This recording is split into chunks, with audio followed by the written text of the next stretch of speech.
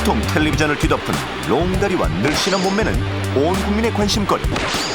엄마들도 예외는 아니어서 큰 키, 늘씬한 몸매는 아이를 키우는 데 있어서도 지상과제입니다. 그래서 최근에는 아이들에게 키 크는 호르몬 치료와 키 크는 수술까지 시키는 엄마 아빠들이 늘어나고 있습니다. 그런데 늘 넘어지고 부딪히고 그래서 다치는 우리의 아이들. 이렇게 자주 다치는 아이들의 20%는 뼈가 부러지거나 금이 가는 골절을 입으며 그중 15%는 키 크기에 결정적인 역할을 하는 성장판을 다치고 성장판을 다칠 경우 뼈 성장이 멈춰 키 크는데 문제가 생길 뿐만 아니라 평생 심각한 후유증을 앓을 수도 있는데, 그렇다면 다음 중 성장판 손상을 불러올 가능성이 가장 높으며 실제로 성장판 손상을 가장 많이 일으키고 있는 이 동작은 무엇일까요? 정답은 하나, 나머지는 모두 지워주십시오. 잔디 위에서 줄넘기를 하다 넘어져 엉덩이를 다쳤다. 아스팔트에서 인라인 스케이트를 타다가 넘어져 손을 바닥에 디뎠다. 방에서 스트레칭을 하다가 허리를 삐었다. 수영을 하다가 물속에서 쥐가 났다.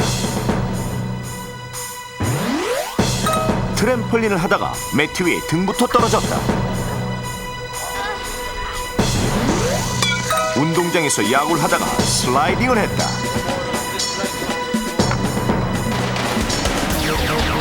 선택, 지워야 산다. 왠지. 이번 문제도 어렵네요. 예. 참 성장을 하려면 성장판의 자극을 적정하게 잘 줘서 영양 섭취를 해서 이렇게 잘 성장이 되는데 그게 손상이 된다면 키가 클 수가 없겠죠. 저는 언제 몇 살 때 성장판에 손상을 입었을까요? 장동혁 씨부터 이번엔 이쪽으로 출발합니다. 수학이 모두 들어주시고요. 야, 이거 어려운데. 장동혁 씨부터 출발하도록 하겠습니다. 정말 비참하다. 아직 저에 대한 존재 가치를 잘 모르시나 본데 좀 알려주세요. 묵직한 거 하나 지어보겠습니다. 잔디 위에서 줄넘기를 하다가 넘어져 엉덩이를 다쳤다. 그거 하실 줄 알았습니다. 네, 잔디 위에서 줄넘기를 하다가 넘어져서 엉덩이를 다쳤다. 자, 과연 지우기 성공일까요?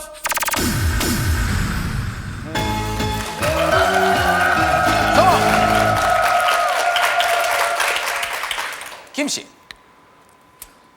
아스팔트에서 인라인 스케이트를 타다가 넘어져 손을 바닥에 디뎠다. 손을 바닥에 디뎠다. 다른 거 하실 생각은 없으십니까?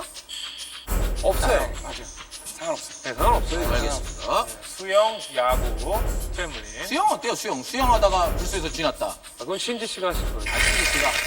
예. 아는 것 같아요. 운동장에서 야구하다 슬라이딩했다. 그럼 강병규 씨가 하실 거예요. 자, 아스팔트에서 인라인 스케이트를 타다가 넘어져서 손을 바닥에 디뎠다. 과연 지우기 성공일까요? 이게 뭐야? 실패! 이게 왜? 이게 왜? 아니, 이거 애들이 진짜 말도 안 돼, 말도 안 돼. 위기 탈출 넘버 원.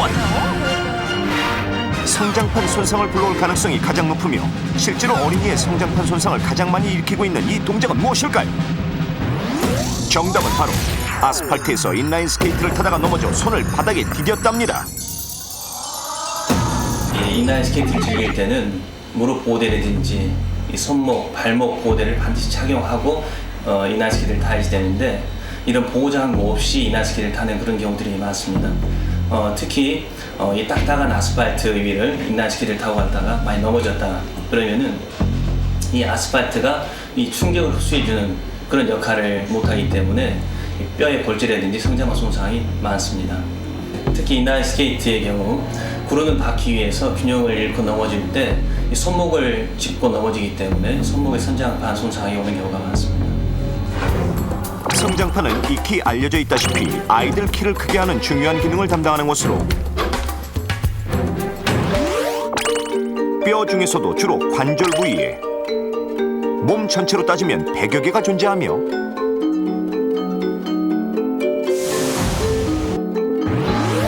뼈를 촬영하는 엑스레이 사진상에는 뼈의 양쪽 끝부분에 선처럼 보이거나 비어있는 것처럼 보이지만 실은 부드러운 뼈인 연골 조직으로 되어 있습니다. 이 성장판의 두께가 평균적으로 남학생은 16세, 여학생은 14세 정도까지 두꺼워지면서 뼈의 길이를 늘려 키를 크게 하는 것. 그런데 이 성장판이 생각보다 쉽게 다친다는 것 혹시 알고 계셨습니까? 어른의 뼈가 비교적 단단하고 두꺼운 것에 비하면 아이의 뼈는 가늘고 신축성이 있는 엿가락과 비슷하다고 할 수 있는데 엿가락과 엿가락 사이에 물렁한 고무차력을 끼워 넣으면 이것이 바로 성장판과 비슷한 모습.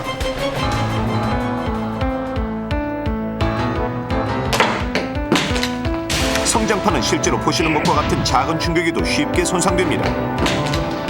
뼈와 뼈 사이에서 눌린 성장판의 모습이 보이시죠?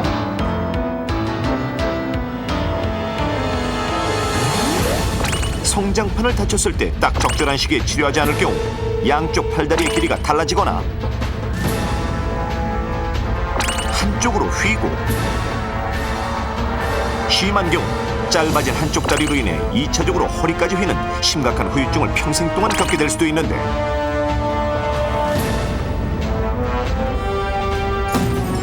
특히 성장판을 다치기 쉬운 운동과 동작에는 어떤 것이 있을까요? 우선 제작진은 여의도 공원에 나가 아이들을 만나봤습니다. 운동하다 다쳐본 적 있어요? 네. 무슨 운동하다 다쳐봤어요? 인라인 탈 때 막 이렇게 가다가 내리막길에서 여기 다쳤어요. 무슨 운동하다 다쳐봤어요? 아, 인라인 타다요. 어디를 주로 많이 다쳤어요? 그럼 팔꿈치요. 무슨 운동하다 다쳐봤어요? 축구요. 어디를 주로 다쳤어요? 무릎이요. 농구나 축구하다가 인라인 타다가요. 인라인 스케이트 타다가요. 그렇군요. 아이들은 인라인 스케이트를 타거나 축구를 하던 중에 많이 다친다고 답했습니다. 그럼 조금 더 구체적으로 알아보겠습니다. 먼저 인라인 스케이트. 아이들이 인라인 스케이트를 타는 곳은 대부분 아스팔트 등 딱딱한 바다. 그런데 당연히 해야 할 보호장구를 제대로 착용한 아이들은 좀처럼 보이질 않네요.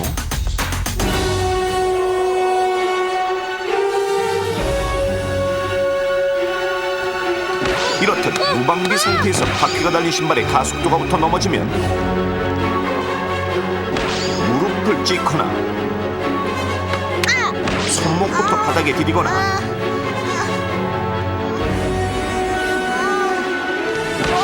몸의 균형을 잃으면서 발목을 다치는 것. 무릎, 손목, 발목, 즉 관절을 다치면 곧 성장판도 다치는 것입니다. 인라인 스케이트 다음으로 아이들이 많이 다치는 운동은 바로 축구. 다른 아이의 태클에 걸려 넘어지면서 역시 무릎 등 관절을 다치거나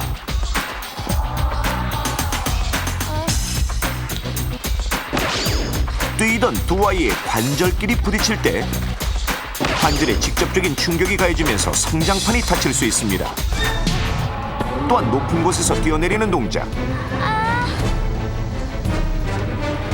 무거운 물건을 드는 동작, 딱딱한 아스팔트 바닥 위에서 줄넘기로 2회전 동작을 하다가 떨어질 때처럼 뼈의 위에서 아래 방향으로 강한 충격이 내리누르는 경우에도 성장판은 쉽게 다칠 수 있습니다. 그런데 이런 동작들로 다친 성장판이 종종 방치됐다가 한참 후에 발견되는 경우들이 있는데 왜 그런 걸까요? 한 정형외과 전문 병원의 도움을 받아 그 이유를 알아보겠습니다. 병원에 입원 중인 어느 환자, 바로 다리에 성장판을 다친 아이라고 하는데 아이의 다리 엑스레이 사진을 아무리 살펴봐도 어느 쪽 성장판을 다친 것인지 도통 알 수가 없죠.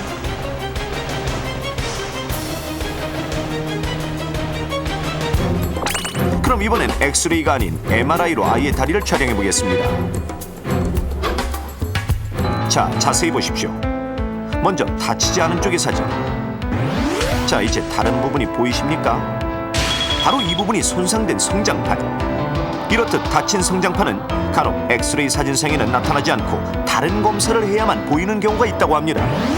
또 다른 아이의 경우 처음 뼈를 다쳤을 때는 성장판 손상이 보이지 않다가 4주 후 촬영한 사진에서는 성장판 손상이 발견되기도 했습니다. 이렇듯 성장판을 다쳤을 때 엑스레이 사진만으로는 보이지 않을 수도 있고 나중에 발견되기도 하는데, 따라서 우리 아이에게 골절이 일어났을 때는 성장판을 제대로 검사할 수 있는 전문 병원을 찾아야 합니다. 또한 담당 의사 선생님을 만났을 때는 선생님, 그러면 성장판은 괜찮은지 좀 검사 좀 해주세요. 이렇게 적극적으로 성장판이 다쳤는지를 검사해달라고 하십시오. 단순한 엑스레이 사진이라도 다치지 않은 쪽과 비교해서 찍어야 안심입니다. 만약 처음 병원을 찾았을 때 단순한 골절로만 진단돼도 반드시 2, 3주 후나 5, 6개월 후, 2년 후에 다시 검사받는 것이 무엇보다 안전합니다. 한창 자라날 우리의 아이들, 각종 키 크는 약과 호르몬 주사, 키 크는 수술보다 더욱 중요한 것은 올바른 생활 습관. 성장을 돕는 성장 호르몬이 왕성하게 분비되는 시간은 밤 10시부터 새벽 2시까지. 그보다 1시간 전인 9시에는 잠들어야 성장 호르몬이 가장 좋은 상태로 아이의 키를 크게 합니다. 시간 나는 틈틈이 뼈를 길이 방향으로 쭉쭉 늘려주는 스트레칭, 상하 방향으로 뼈에 자극을 주는 가벼운 줄넘기를 하게 하십시오. 단, 성장판을 다치지 않기 위해서는 모든 운동은 아스팔트처럼 딱딱한 곳 말고 충격을 흡수하는 운동장에서 해야 합니다. 인라인 스케이트 등 비교적 위험한 운동을 할 때는 헬멧은 기본, 무릎 보호대, 손목, 발목, 팔꿈치 보호대는 필수라는 사실 꼭 기억하십시오. 아이들은 놀아야 성장합니다. 단, 안전하게 놀아야 합니다.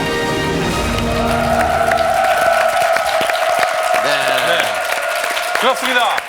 대한민국의 미래인 우리의 아이들 네. 안전하게 놀아야 됩니다. 무방비로 놀면 안 돼요. 그죠? 예. 이혁재 씨. 네. 우리나라 대한민국의 미래를 책임질 대한민국의 아이들이 어떻게 하면 안전하게 놀 수 있을까요? 6글자면 되죠. 여섯 유금절. 글자로, 유금절. 넘버원을 본다. 빙고. 네. 저희 위기탈출 넘버만 보시면 저희가 방법을 다 알려드리겠습니다. 아이들이 한창 그 성장할 때 그 성장통이라는 거 그렇죠. 있는데요. 예. 성장통하고 성장판이 다쳤을 때하고의 그 차이가 어떤 건가요? 이 두 가지를 구별하는 게 증상은 거의 비슷하기 때문에 사실 그게 쉽지 않습니다. 병원에 오셔서는 여러 가지 검사법이 있는데 이제 여러분들께서 평범하게 이제 평상시에 이 두 가지를 쉽게 구분할 수 있는 방법은 발생 시간이라고 생각이 됩니다. 그래서 성장판 손상인 경우는 아이들이 관절 부위의 통증과 붓기 이런 것들이 활동하는 시간, 즉 낮 시간에도 같이 유발이 된다는 것들을 꼭 유념을 하시고요. 성장통은 주로 이제 어머님, 아버님께서 이제 아이들을 재우려고 하는 시간에 애들이 갑자기 통증을 호소한다거나 잠깐 설잠을 자다가 일어나면서 굉장히 통증을 호소하는 경우가 있습니다. 그래서 주로 야간에 많이 발생하는 것이 성장통이 되겠습니다. 조영기 씨는 같은 연령대에 비해서는 사실은 굉장히 크신 거잖아요. 키가 죄송하지만 키가 어떻게 되세요? 180cm. 진짜로요? 그러니까 제가 저희 때만 해도 저 정도면 뒷번호였죠. 예. 뭐 어떻게 키가 큰 것 같아요? 뭐 9시면 자고 9시면 숙제가 있어도 자고. 키 때문에. 키 때문에.